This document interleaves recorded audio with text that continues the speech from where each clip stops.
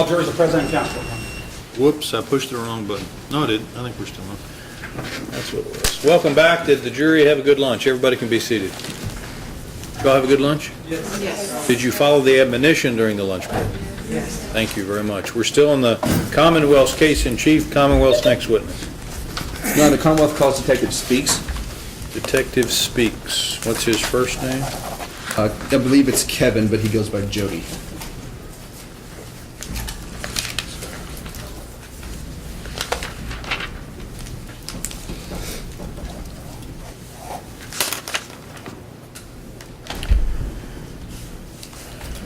Detective Speaks, if you'll come up to the witness stand. Yes, sir. Before you have a seat, I'm going to place you under oath. Yes,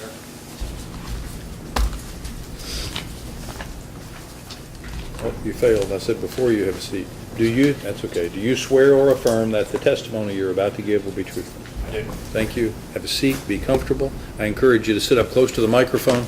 It's adjustable for your height. Keep your voice up good and loud so we can all hear your testimony. Yes, sir. And will you be kind enough to spell your last name for me? Yes, sir. It's S-P-E-A-K-S. Thank you very much. Yes, sir. Detective, would you please introduce yourself to the jury? Yes, my name is Jody Speaks. I'm a detective with Louisville Metro Police Department. And where are you currently assigned, sir? Right now I'm assigned to the homicide unit. How long have you been with homicide? Approximately 2 years. I went up to transfer to homicide March 1st of 2015.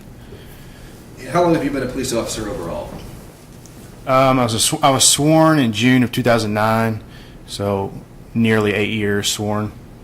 Were you, what unit were you assigned to on November the 30th of 2012? The Viper unit. Okay. Did you have a partner with respect to that unit? Yes, we mainly worked in small teams, but Detective Brad Beckham was. We didn't have like assigned partners, but him and I usually worked together. So, if you had to ask me who my partner was, it would have been Detective Beckham. Okay. And if that's a little inexact, that's my fault. But were you involved in the investigation into Maurice Hickman and the search of 833 South Jackson Street? Yes, sir. Okay, and we've discussed with every witness that's been up here so far that's a police officer, which is all of them, various roles that they had in that investigation. Let me start by asking, were you a part of the preliminary investigation leading up to the search? Yes, sir. And was it a narcotics investigation? Yes, sir. Was Mr. Hickman the subject of that narcotics investigation? Yes, sir. Okay. And I want to back up for a minute. We'll get to the search, the execution of the search warrant in a little bit here. But as part of that investigation, did you all conduct surveillance of 833 South Jackson Street? Yes, we did. For approximately how long? A few weeks prior to the execution of the search warrant. Okay. And if give me your best guess on how many times you think. I mean, were you there like all day, every day for a month? No, sir. Okay, but give me your best guess about how long you might have surveyed the residents and how often. I know it was several different days. I remember conducting surveillance at different locations. 833 South Jackson is on the east side of Jackson Street, south of Lambton.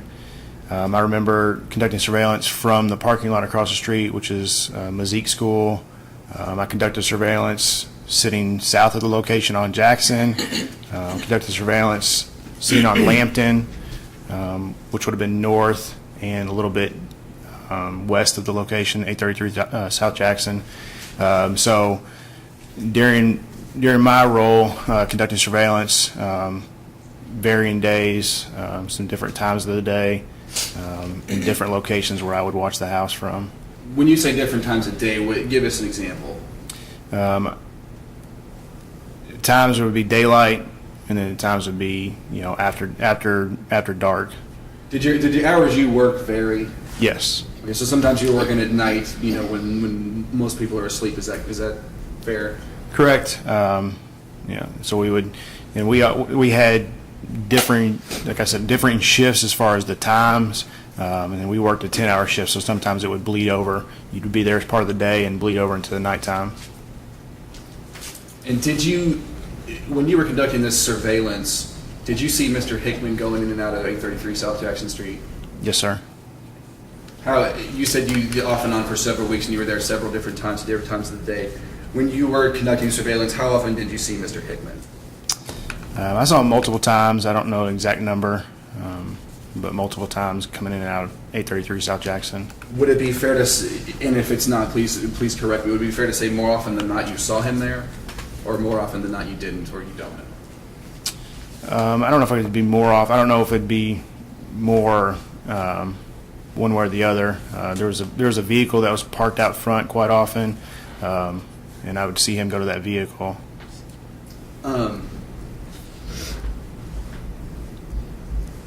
We've heard some testimony about this, and this was fall of 2012. That's been a while, right? Yes, sir. Okay. In fact, almost going on 5 years. Yes, sir. All right. I would like to turn then to the actual execution of the search warrant on November the 30th of 2012. We've talked about different roles and things like that. What was your role in the execution of this search warrant? I was part of the team that entered the house. We entered through the rear door of the residence.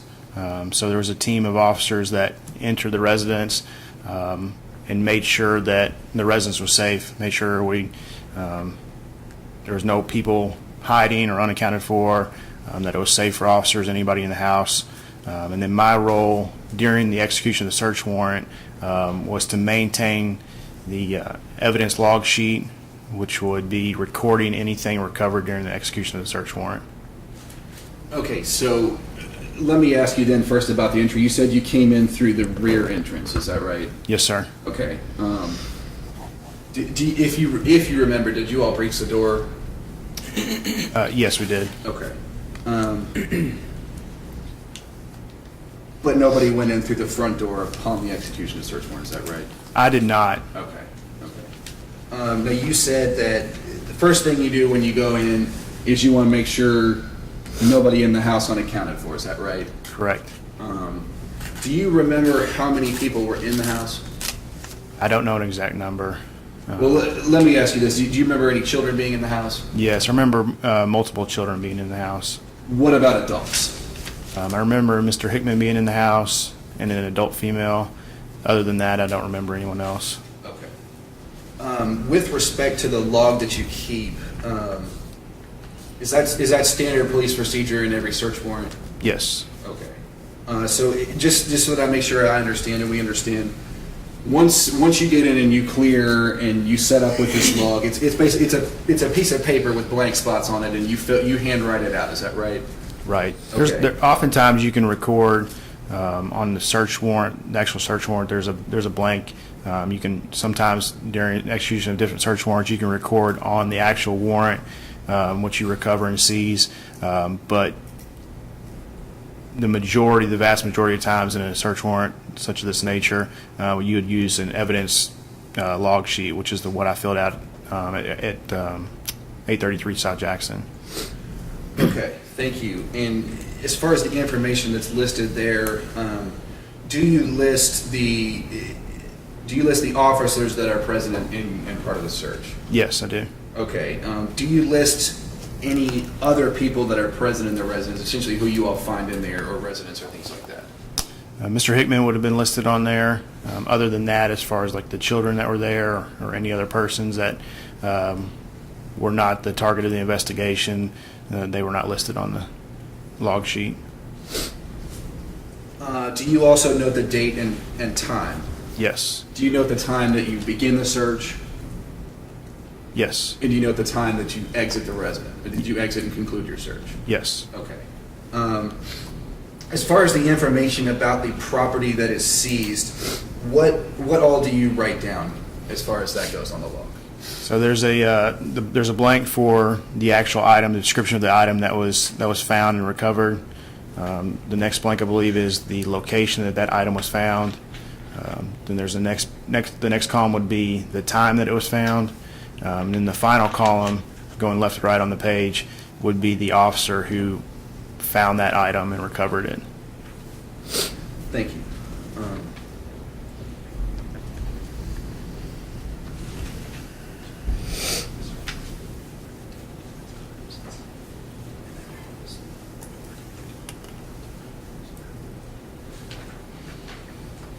may approach, I stand with permission, I know, I'm sorry.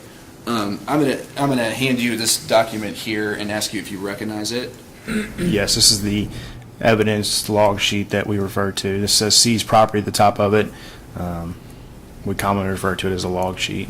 And who filled that out according to that? I did. There's the second blank at the top left of the page says officer recording. My name is there. That's the person that would be filling out this log sheet. What time is noted as the beginning of the search? 21:20, which would be 9:20 p.m. And what time does it say the search was concluded? The time exited is 23:11, which would be 11:11 p.m. So just under 2 hours, is that right? Yes, sir. I'm terrible. I can't do the military time to conversion in my head. About 9 minutes short of 2 hours. Okay, thank you. I want to ask you about just a few of the items. We've heard testimony through other officers, and I think you may have testified to this as well. When you're the keeper of the log, you essentially park in a central location. They bring you what they find, and you write down, this is the item I found, this is where, this is when, and this is which officer brought it to me. So they bring them all and show them to you. Is that fair? Correct. I would find a seat in the house somewhere where I could sit, typically a central location or somewhere that's easy for people to get stuff to, and we could make sure it's accounted for, that nothing's left behind that we say we're seizing. So I would stay in that same location. It would be confusing for me to move about helping to conduct the search, because if somebody were to find something and be looking for me, just kind of to be able to maintain the right order, the times, and the officers who located each item, I would stay in just one location. They would know where I was at and bring those items to me so I could document. What is the purpose of keeping this log overall? It's to maintain, a record of what we take from the residents. Typically, there's two carbon copies of this page, so a copy gets left with the homeowner, so that way they know what was taken from the residents, and to document all evidence recovered. So that when you come in 4.5 years later, you can say what was found where? Correct. Okay. I want to direct your attention to a few of the things, and they're basically going to be assembled on the table in front of you that were found, and these have all been entered as exhibits here. But starting with the Smith & Wesson .40 caliber, was that noted on the log? Yes, sir. And was there a serial number attached to that? Yes, sir. I Because record. this is asked and answered and it's hearsay. Come up.